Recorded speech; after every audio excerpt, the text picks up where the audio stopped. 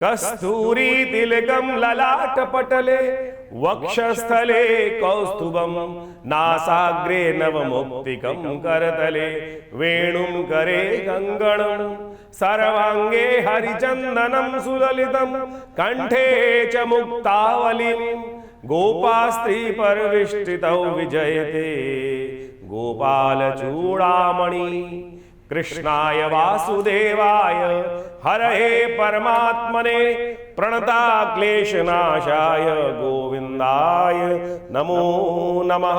27 तारीख बुधवार का अवसर और वृश्चिक राशि वालों की ग्रहगणना भी समझ लीजिए। इस दिन एकादशी का सुंदर योग बन रहा है और एकादशी उदय तिथि एकादशी के रूप में आ रही है, वृद्धि की तरफ जा रही है। बुधवार के दिन पड़ गई है, 2 एकादशी का योग बना। द्वादशी युक्त एकादशी परम श्रेष्ठ मानी जाती है, जो कमला पुरुषोत्तम एकादशी का योग बन रहा है और साथ एकादशी के दिन गजकेसरी योग भी विद्यमान है।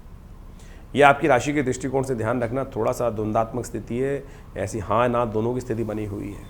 मन में कहीं ना कहीं जो द्वंद्वात्मक स्थिति चल रही है उससे आपको बचने का प्रयास करना चाहिए। लाभ की स्थिति अवश्य बनेगी, इसलिए ज़्यादा चिंता नहीं, फिक्र नहीं, धीरे धीरे काम करने का प्रयास कीजिए। ज़्यादा अपने आप को परेशान में न डालिए, छोड़ दीजिए, नैया को छोड़ देना चाहिए भगवान के भरोसे। कई बार ये समय भगवान के भरोसे अपने आप को छोड़ने का प्रयास करो। देखना भगवान के भरोसे जब चलती है नैया तो कहीं ना कहीं अपने आप उस राह को पकड़ लेती है और सही राह मार्ग पर चढ़कर कहीं ना कहीं तीर पर पहुंची जाती है। ऐसी स्थिति है।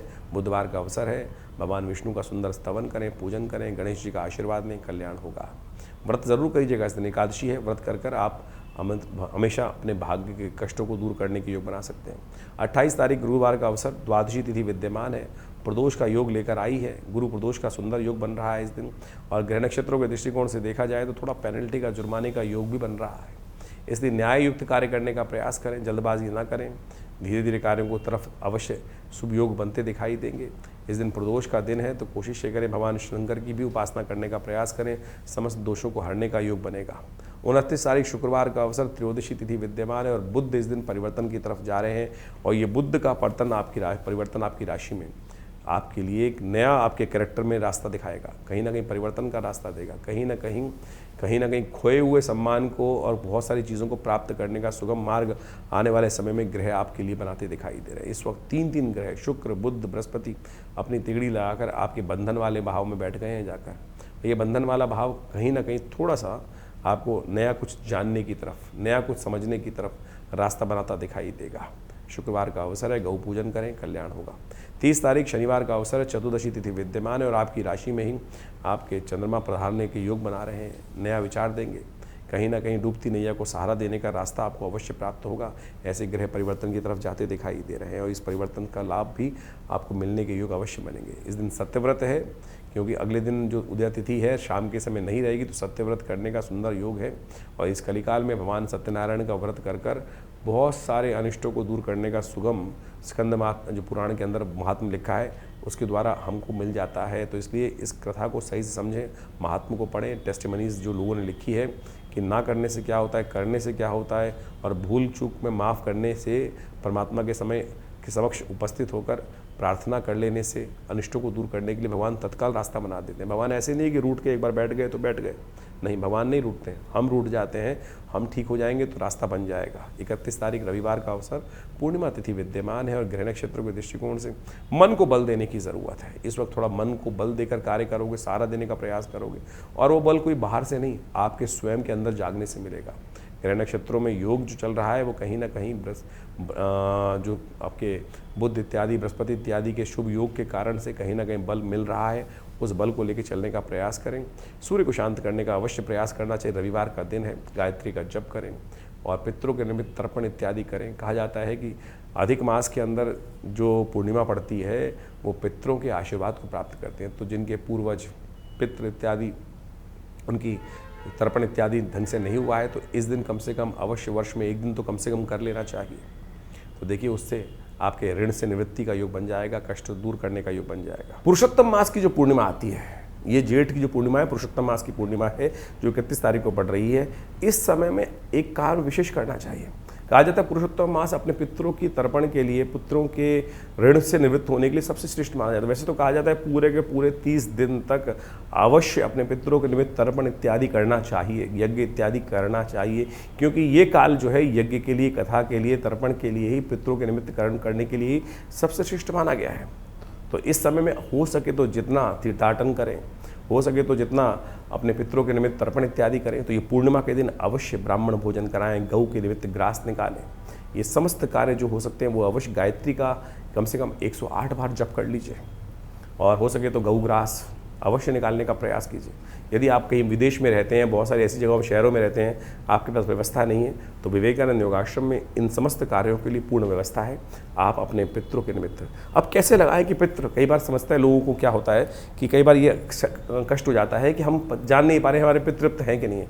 चाहे पितृ तृप्त हों, चाहे आपको लगे चाहे ना लगे, एक बात नहीं, पहले तो ये मान लीजिए अवश्य 3 पीढ़ी तक हर व्यक्ति को अपने पितरों के निमित्त तर्पण, भोजन दान, गऊ के निमित्त कुछ निवृत्त कार्य अवश्य करने चाहिए, जो शास्त्र में वर्णित ये अवश्य है।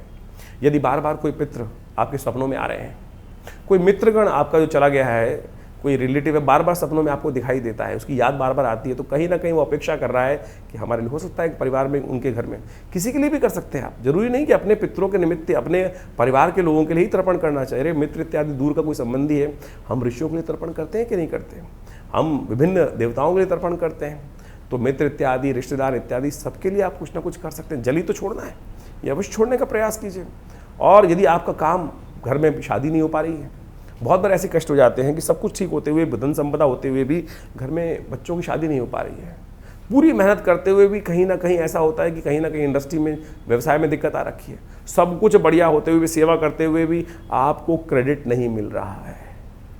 कहीं ना कहीं घर में कलेश ही कलेश चलते रहते हैं, हर कोई मन मुटाव करके बैठा हुआ है, सब कुछ सेवा करने के बाद भी तो हो सकता है कहीं ना कहीं समस्या हो। तो उनके निमित्त अवश्य एक काम किया कीजिए, कुछ ना कुछ इस पुरुषोत्तम मास में उनके निमित्त तर्पण कर दीजिए, ब्रह्म भोजन करा दीजिए, गायत्री जप करा दीजिए। और विवेकानंद योगाश्रम में हमने विपूर्ण व्यवस्था करी है कि आप सब अपने पितरों के निमित्त गायत्री जप इत्यादि सब कराने की व्यवस्था ले सकते हैं, लाभ ले सकते हैं, और पूरी तरह से आप इस कार्य को लाभ लेकर करने का प्रयास कीजिए। बहुत वर्षों बाद ये योग बना है जेठ के महीने में, ये ऐसे मत जाने दीजिए। पुरुषोत्तम मास का अद्भुत महात्म्य शास्त्र में बताया गया है, हम पूरी तरह से आपका उसका महात्म्य बताते हैं, सुनिए। ग्रहों की गणना अभी आपने समझी, तिथि के अनुसार से आपकी राशि के दृष्टिकोण से क्या कुछ फर्क पड़ रहा है, लेकिन उन सबके कष्टों को दूर करने के लिए अनेक उपाय शास्त्र में वर्णित है। लेकिन इस वक्त पुरुषोत्तम मास चल रहा है, ये भारतीय संस्कृति के अनुसार से एक समय की ऐसी कालगणना है कि जिसमें जो कार्य आप करोगे, दान, पुण्य, तप, व्रत, इसका 100 गुना अधिक प्रभाव होगा। यानी ये समय वास्तविक तौर पे समझ लीजिए अपने पुण्यों को एकत्र करने वाला है। जीवन में कष्ट क्यों आते हैं कि पुण्य घट जाते हैं।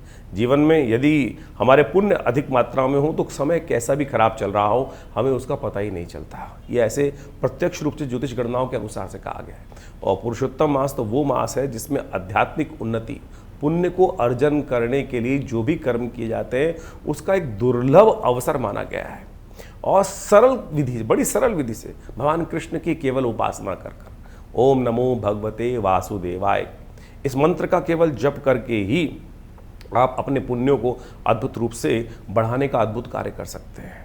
भगवान विष्णु का कैसे ही पूजन किया जाए, कहा जाता है कि इस मास में भगवान विष्णु को तुलसी दल अर्पित करने से, पूजा में भगवान को पीताम्बर अर्पित करने से, पीले पुष्प अर्पित करने से, चंदन, केला, पीली मिठाइयों का भोग उनको लगा देने से भगवान की प्रसन्नता अद्भुत रूप से प्राप्त हो जाती है। शास्त्र कहता है ना, पत्रम पुष्पम फलम तोयम यो में भक्ता प्रयच्छति। किसी प्रकार से भी आप अपनी श्रद्धा का समर्पण करने का प्रयास करें। श्रीमद् भागवत का यदि हो सके तो सप्ताह करने का प्रयास करें, गीता का पाठ करने का प्रयास करें, विष्णु सहस्त्रनाम का पाठ करने का प्रयास करें, रामायण का।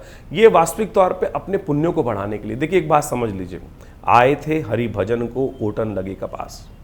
ज्योतिष को बहुत सारे लोग केवल शास्त्र शून्य, अध्यात्म शून्य मान लेते हैं। ज्योतिष में जो भी उपाय इत्यादि किए जाते हैं, परमात्मा का नाम ही एक ऐसा उपाय है कि जिससे समस्त कष्ट दूर हो जाते हैं। लेकिन आज हम लगे हैं चक्करों में, किस प्रकार से पता नहीं कौन कौन से उपाय, कोई उल्टा करवा रहा है, कोई सीधा करवा रहा है, कोई ये नदी में डलवा रहा है, कोई वो नदी में डलवा रहा है, कोई चलते पानी में डलवा रहा है, कोई कुछ कर रहा है। शास्त्र के अनुसार से आज कहा गया है ना कि केवल हरिनाम का स्मरण कर लो, समस्त कष्ट। ये जो ज्योतिष की गणनाएं हैं ये तो केवल माध्यम है जानने का, जो एनालाइज करने का क्या समस्या चल रही है। निदान तो परमात्मा का नाम ही है और वही सरल रूप से हम ले नहीं पाते हैं। तो इस पुरुषोत्तम मास में कोशिश ये करें, अत्यधिक सेवा करने का प्रयास करें, दान पुण्य करने का प्रयास करें, अपनी क्षमता के अनुसार अन्नदान, दीपदान, तुलसी का पौधा इत्यादि भी लगा देंगे ना तो वो भी पुण्य को बढ़ा देगा। इसको करने का प्रयास, जरूरतमंदों में भोजन दान इत्यादि करने का प्रयास करें। दान बंद करने से, समझ लीजिए, दान बंद करने से किस्मत का ताला है ना वो बंद हो जाता है। इसलिए यथाउचित भाव से जो दान पुण्य करने का प्रयास करें। पता नहीं हमारे पूर्व जन्मों से कौन से कर्म ऐसे हैं जो हमारे साथ चलते चले आ रहे हैं, और पुण्य है तो वो कहीं ना कहीं हमारे को आगे बढ़ाए जा रहे हैं, और पुण्यों का अकाउंट कम है तो कष्ट एक के बाद एक कहीं ना कहीं परेशान करते चले जा रहे हैं। घर में एक तुलसी का पौधा इस महीने अवश्य लगाने का प्रयास करें। ये छोटा सा उपाय है, देखिएगा घर के वास्तु दोष दूर करने के लिए अद्भुत रूप से कष्ट दूर होने के योग बन जाएंगे। पूरे पुरुषोत्तम मास में, जैसे कार्तिक मास में पूजन किया जाता है ना, इसी प्रकार से स्नान कर कर एक दीप दान कर लीजिए। ये छोटा सा उपाय है। सत्य मान लीजिए आपके पितृ संबंधी समस्या यदि कोई चल रही है, बहुत सारे लोग कहते हैं पितृण, पितृदोष, ये वो फलाना धमका, केवल इस मास में, पुरुषोत्तम मास में एक दीप दान शाम के समय नित्य प्रति जलती नदी में कर देंगे तो कहा जाता है वो आपके पितरों को भी तृप्त कर देगा। देखिए एक बात और ध्यान रखें, इस पुरुषोत्तम मास में बहुत से कार्य वर्जित कहे गए हैं। विवाह, गृह प्रवेश, मुंडन, जनेऊ इत्यादि जो संस्कार इत्यादि हैं वो बिल्कुल वर्जित माने जाते हैं, उनको नहीं करना चाहिए। क्योंकि इस मास की गणना, ये मलमास माना जाता था पहले, लेकिन जब मलमास पद्म पुराण में बहुत अत्यधिक कथा आई, जब इसके अंदर जो शास्त्र में कहा गया है कि पुरुषोत्तम मास में किया गया कोई भी सत्कर्म कार्तिक मास के समान पुण्य होता है, तो कहा जाता है कि एक बार शास्त्र के दृष्टिकोण से कहा जाता है कि मलमास जिसका नाम पड़ा, जिसमें संक्रांति नहीं आती, यानी जिस मास के अंदर, जैसे आप मान के चलें चैत्र, वैशाख, जेठ, इस सब में एक संक्रांति आती है विशेष तौर पे, लेकिन जिस मास में 32 महीने 16 दिन बाद 4 घड़ी के एक अंतर से एक ऐसा समय आ जाता है कि जिसमें महीना जो है वो ऐसा खत्म हो जाता है कि संक्रांति बीच में पड़ती ही नहीं है। तो जब वही मलमास माना जाता है कि यानी मलमास पड़ गया, तो कहा जाता है कि एक बार भगवान बड़ा परेशान हुआ मलमास कि मुझको मलमास बना दिया गया है।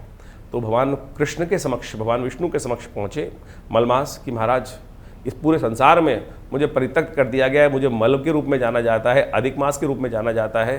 तब भगवान ने प्रसन्न होकर, भगवान तो बड़े करुणा निधान है, उन्होंने पुरुषोत्तम मास पे, इस मलमास पे कृपा करी और अपना नाम दे दिया और कहा इस मंथ मास में जो भी कोई हरिनाम का स्मरण करेगा, हरिनाम का संकीर्तन करेगा, उसके समस्त दोष दूर हो जाएंगे। ग्रह गणना तो आपने समझ ली, ये पुरुषोत्तम मास भी ग्रह गणना एक तरफ, परमात्मा का नाम एक तरफ। यदि परमात्मा का नाम स्मरण करके आप जो भी कार्य करेंगे तो आप सत्य माने कल्याण का सुमार्ग आपके जीवन में बन जाएगा। इसलिए शास्त्र के दृष्टिकोण से जो भी हो सके, और इस बार तो जेठ के महीने में ये मलमास पड़ा है, अधिक मास पड़ा है, पुरुषोत्तम मास पड़ा है, तो क्या करें, परमात्मा का स्मरण करने का प्रयास करें। और हम इस विशेष अवसर पर जितने भी मंगल पढ़ रहे हैं, हमने जेठ के इस महीने में विशेष तौर पर बड़ा मंगल माने जाते हैं। हमने विवेकानंद योगाश्रम में उन समस्त कष्टों को दूर करने के लिए विशेष कार्यक्रम रखे हैं। देखिए एक बात माने, भारतीय संस्कृति के अनुसार से हमारे ऋषि मुनियों के अद्भुत शोध है देवता की उपासना करना। उनमें भी इस कलिकाल में कहा जाता है कि भगवान हनुमान जी की सुंदर उपासना ऐसी है जो तत्क्षण फल देने वाली है। तत्क्षण, जी हाँ, 2 उपासनाएं बताई गई हैं शास्त्र के दृष्टिकोण से। एक तो पितरों के निमित्त अवश्य जो कार्य करते हैं, एक तो आपके पितृ बड़े हितैषी होते हैं।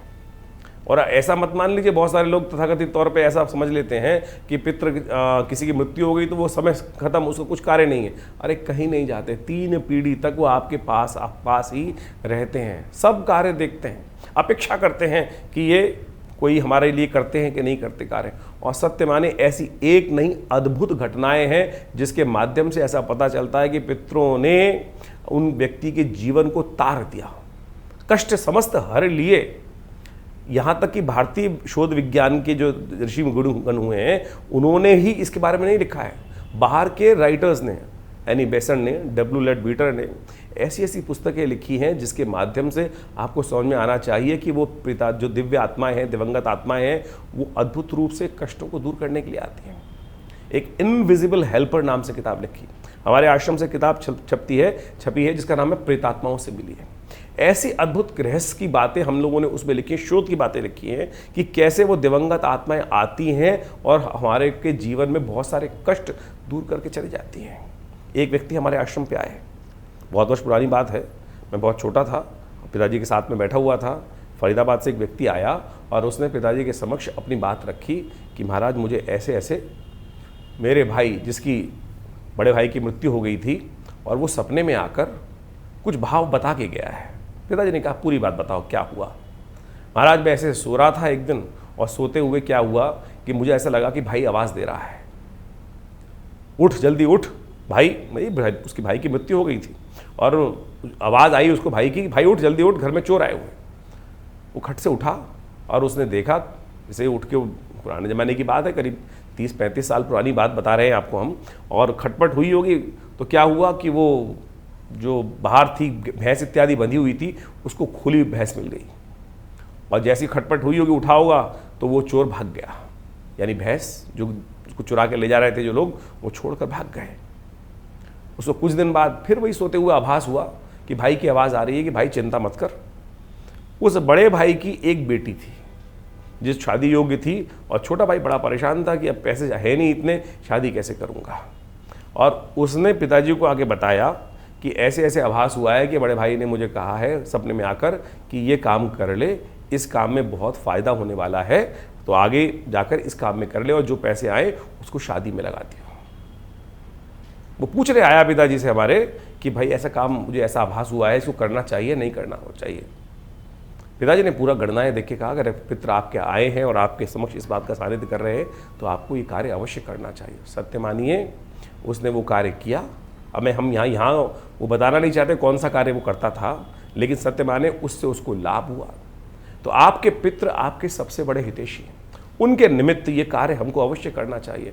तो समझ लीजिए भगवान हनुमान जी महाराज और पितृ इत्यादि आपके सबसे हितैषी है, तो उनके निमित्त जो कार्य कर सकते हैं अवश्य करने का प्रयास करो। इस जेठ के महीने में तो बड़ा जो मंगल पढ़ते हैं, मुड़वा मंगल पढ़ते हैं, तो अद्भुत योग लेकर आते हैं।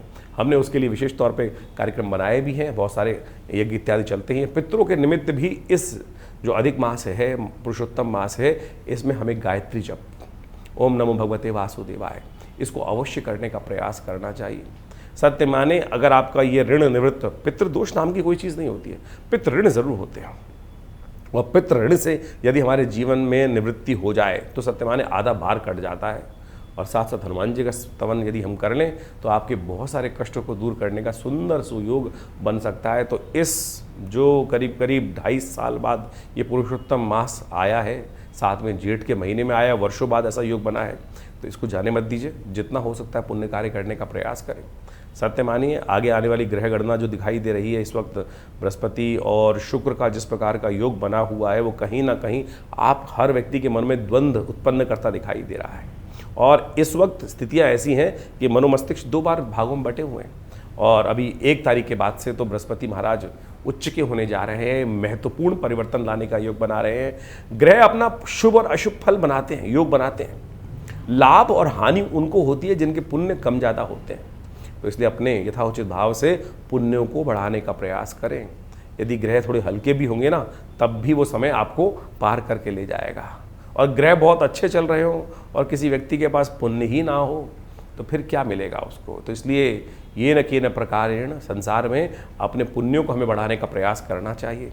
बहुत सारे लोग तथाकथित तौर पर आपके बरो मस्तिष्क में कुछ प्रश्न चिन्ह डाल देंगे, कटाक्ष उपस्थित करने का प्रयास करेंगे, सदमार्ग पर चलने को रोकेंगे, तो उन भ्रांतियों में ना फंसें। इस संसार में, तुलसी संसार में भांत भांत के लोग, पुण्य होगा तो अच्छे लोगों के साथ जुड़ जाओगे, और नहीं तो इस संसार में हर शाख पे ऐसे बदमाश बैठे हैं जो काप के लिए कहीं ना कहीं गड्ढे खोद के तैयार कर रहे हैं। और जब वक्त खराब आता है तो व्यक्ति उसमें फंस जाता है। और वक्त सही हो तो आप समझे, तुलसी बाबा ने जिस प्रकार से रामायण में कहा है ना, बिन हरि कृपा मिल ही नहीं संता। हरि कृपा कब होती है? जब हमारे पुण्य जागते हैं। तो इसलिए इस समय में आप कोशिश ये करें, पुण्य जगाने का प्रयास करें, ज्योतिष को इसी प्रकार समझने का प्रयास करें। नहीं तो फिर दुकान है, नग बेचने की दुकान ज्योतिष नहीं होनी चाहिए।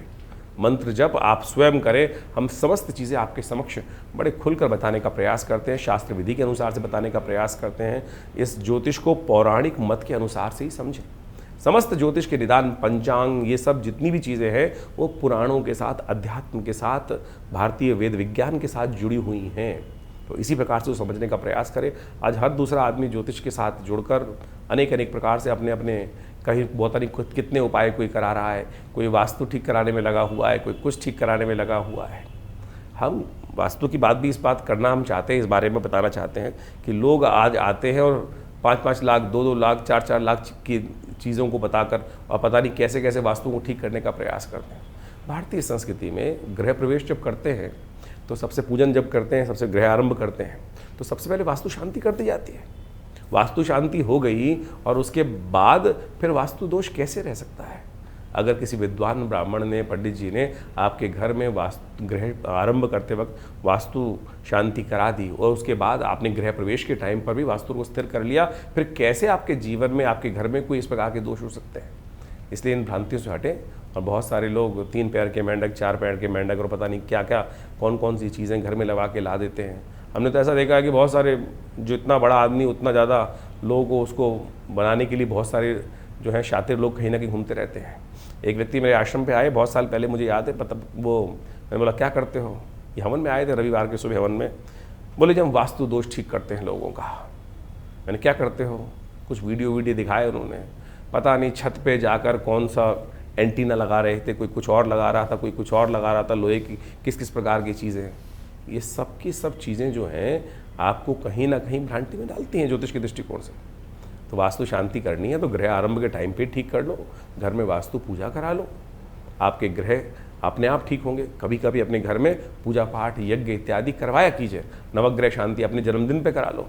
आप जन्मदिन की पार्टी पे लोगों को बुला लेते हैं, उनमें से कई लोग ऐसे होते हैं कि जो बहुत आपसे पार्टी को देखकर बड़ी मन ईर्ष्या करते हैं, कुछ देके तो नहीं जाते, आपको नज़र जरूर लगा जाते हैं। और नज़र जब लग जाती है घर के अंदर तो सत्य माने फिर वो कितना ही पुण्य कर लो, कैसे कर लो, वो नज़र नहीं हटती है। हमने उसके लिए एक रास्ता निकाला। आप सत्य माने ये ज़बरदस्त चीज़ है। ये जो काला धागा है ना, ये काला धागा नज़र को दूर करने के लिए भगवान बटुक भैरव जी के मंत्र से सिद्ध करके जो धारण कर लेता है ना, छोटे बच्चे से देखिए नज़र कितनी ज़बरदस्त कार्य करती है। छोटा बच्चा सबसे ज़्यादा जो जितना सुंदर होगा, कोमल होगा, उस पर ज़्यादा नज़र लगेगी। छोटा बच्चा आमतौर पे देखा होगा कि रोए जा रहा है, रोए जा रहा है, रोए जा रहा है, और किसी बाहर व्यक्ति घूम घाम के आया, कैसे आया है, कोई आ गया घर के अंदर और उसने कहा अरे बड़े सुंदर बच्चा है, बस लग गई नज़र, दूध पिए ना। छोटा सा टोटका है, मिट्टी उठाकर, हल्की सी पैर की मिट्टी उठाकर उस बच्चे के ऊपर से वार के फेंक दो, बच्चे की नज़र दूर हो जाएगी, बच्चा शांत हो जाएगा, सो जाएगा। प्रत्यक्ष रूप से एक नहीं हज़ारों बार हमने इस बात प्रयोग को करके देखा। ये काला धागा उसी श्रृंखला में आता है। कहा जाता है कि इसको भैरव जी के मंत्र से सिद्ध कर कर यदि आप धारण कर लें तो आपकी नज़र अद्भुत रूप से दूर होने की योग बन जाएगी। इसी प्रकार से मोरपंख भी बड़ी ज़बरदस्त चीज़ है। भगवान कृष्ण धारण करते हैं ना अपने सिर पर, नज़र लगती थी सबसे ज़्यादा, कुछ सुंदर थी। नज़र कब लगती है? जब सामने वाला एकाग्रचित्त भाव से कहता है आह क्या चीज़ है, कितना सुंदर है, बस समझ लीजिए वो नज़र लगने का योग बन गया। लेकिन शास्त्र के दृष्टिकोण से इसको भी समझाया गया है कि नज़र हर एक की नहीं लगती। किसकी नज़र नेगेटिव होती है?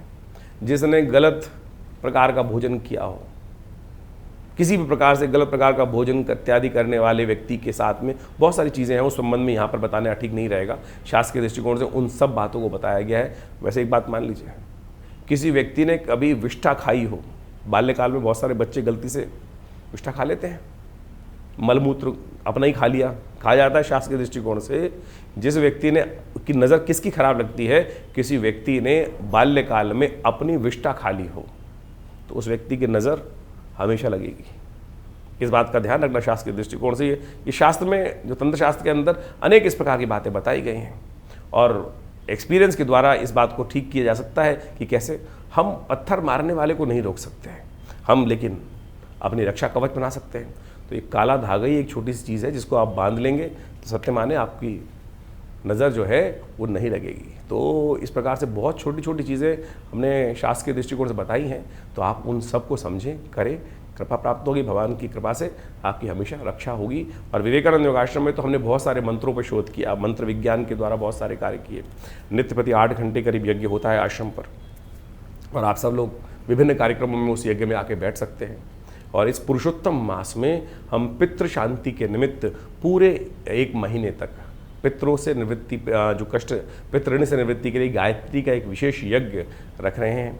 आप अपने पितरों के निमित्त गायत्री के उस यज्ञ में भाग ले सकते हैं, अपने नाम से करा सकते हैं। पूरी व्यवस्थाओं को जानने के लिए आप फ़ोन पे संपर्क साध सकते हैं। दिल्ली में विवेकानंद योगाश्रम बड़ा अद्भुत प्रकार से कार्य कर रहा है। गौ सेवा कार्य नित्य प्रति चलता ही है, नित्य प्रति 8 घंटे यज्ञ चलता है। और विवेकानंद हॉस्पिटल प्राकृतिक चिकित्सा, योग, आयुर्वेद के संबंध में एक पूरा करीब पिछले 50 सालों से आश्रम कार्य कर रहा है। भारत सरकार के पैनल पर है, दिल्ली गवर्नमेंट के पैनल पर है, और बहुत सारे लोग आकर, चाहे वो कमर दर्द है, चाहे वो सर्वाइकल पेन है, चाहे वो ब्लड प्रेशर है, चाहे वो शुगर है, एंजाइटी डिसऑर्डर्स हैं, नींद न आने की बीमारी हैं, इन सब में विभिन्न मुद्राओं के द्वारा, योग के द्वारा, औषधि विज्ञान के द्वारा, प्राकृतिक चिकित्सा के द्वारा, बिना किसी औषधि के भी हम धूप मट्टी पानी प्राकृतिक चिकित्सा के द्वारा बहुत सारी बीमारियों को ठीक करने के लिए यहाँ बाहर दिल्ली में कार्य कर रहे हैं। 2 एकड़ में बड़ा संस्थान है विवेकानंद हॉस्पिटल योगाश्रम, और बहुत सारी शोध पुस्तकें लिखी हैं, करीब 50 से 60 पुस्तकें लिखी गई हैं। इन सब कार्यों को लगातार लोगों के समक्ष रख रहे हैं। आप भी आइए, जुड़िए हमारे साथ। विभिन्न कार्यक्रम जो समय समय पर होते हैं, हम आपके साथ उनके साथ आश्रम में आकर जुड़ सकते हैं। माँ भगवती की कृपा, और सबसे बड़ी कृपा, सबसे बड़ी चीज़ जो है, माँ भगवती का अद्भुत दिव्य श्री विग्रह विद्यमान है विवेकानंद योगाश्रम में, जो 500 साल पुराना है। जी हाँ, 500 साल पुराना दिव्य श्री विग्रह, जो मुल्तान से, पाकिस्तान में मुल्तान से एक व्यक्ति लेकर आया। और आज हमारा सौभाग्य है कि इतना दिव्य श्री विग्रह भगवती का हमारे विवेकानंद योगाश्रम में आचार्य केशव देव जी के द्वारा आज से करीब 65 साल पहले प्रतिष्ठित किया गया। तो आप भी आइए, उनके दर्शन कीजिए, 500 साल पुराने भगवती के श्री विग्रह के, दिव्य श्री विग्रह के। तो उनकी कृपा से हजारों लोगों ने अपनी मनोकामना पूर्ण करी है। आप भी उनके सानिध्य में बैठकर यज्ञ इत्यादि करें।